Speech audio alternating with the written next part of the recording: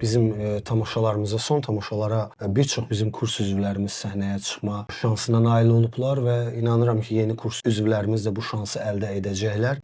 Onsuz da bizim məqsədimiz, missiyamız bundan ibarətdir. Bir də belə deyim, gənclər üçün çox gözəl fürsətdir bizim kurslar. Niyə gözəl fürsətdir? Çünki alternativi yoxdur. Mən zamanında bunun alternativini çox axtarırdım. Məsələn, mən yadımdadır, o vaxtlar 17-18 yaşlarımda, 19 yaşımda falan olanda daima Google-a yazırdım ki, məsələ, listə kurslar, aktyorluq kursları, teatr kursları. Amma qarşıma belə bir şey çıxmırdı. İndi isə gənclərin belə bir fürsəti var, hansı ki, təmənnasızdır üstəgəl. Bu da çox önəmlidir ki, biz pul qazanmaq naminə etmirik. Sadəcə insan qazanmağa çalışırıq ki, mənim fikrimə görə elə ən böyük yatırım insan qazanmaqdır. İnsan resursu çox önəmlidir və sən danışdın, elə mənim də bir xatirəm canlandı gözümdə. Məktəbli vaxtlarım idi, şagird vaxtlarım idi. Məktəbdən sonra mənim kiçik bir məşğuliyyətim var idi, qazon sulamaq. Sulayarkən bunu bir dənə də telefon almışdım. Orada Facebookda sənin profilini gördüm. Anar Rafiqoğlu. Girdim, baxdım, teatr, aktyorluq. Baxırdım ki, sənin bir fərqli bir saç stilin var, saqqal falan tərzi. Öz-özümə düşünürdüm ki, yəni bu adamın dedim 100% özünün şəxsi bir stilisti var. Hər dəfəsində fərqli mizlər yaradır. İndi mövzu əsas budur. Mənə əsas diqqət çəkən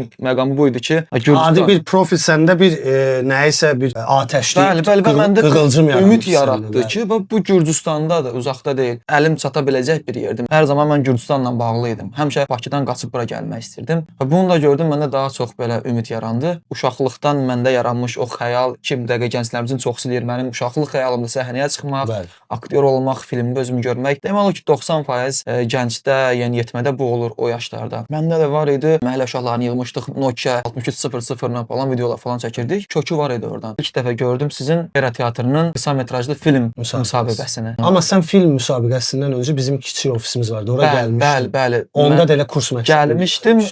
Kurs məqsədindən gəlmişdim. Onda hələ səhv eləməsəm pandemiya falan. Yox, 2019 idi, elə ondan bir neçə ay sonra rəsmi olaraq elan olundu ki, pandemiya. Bayaq vurğuladın, alternativi yoxdur. Biz bunu təbii ki, fəxr eləyərək demirik alternativinin olmamağını. Fəxr elədiyimiz şey bizim hər rayonumuzda bunun alternativi ola. Bunu əlbəttə ki, biz səmimi qəlbdən istəyərik. Hətta mən bəzən gənclər olur ki, nələrsə tamaşalar hazırlamaq ideyaları olur, nələrsə yazma ideyaları olur. Mən hər zaman onları təklif etmişəm ki, təmənnasız olaraq mən sizə dəstək ola bilərəm əgər nəsə hansı bir məqamda çıxılmaz bir vəziyyət yaranıbsa, az çox indi 15 illik bir təcrübə var. O təcrübəyi bütün gənclərə mən demişəm ki, sizlərlə paylaşa bilərəm.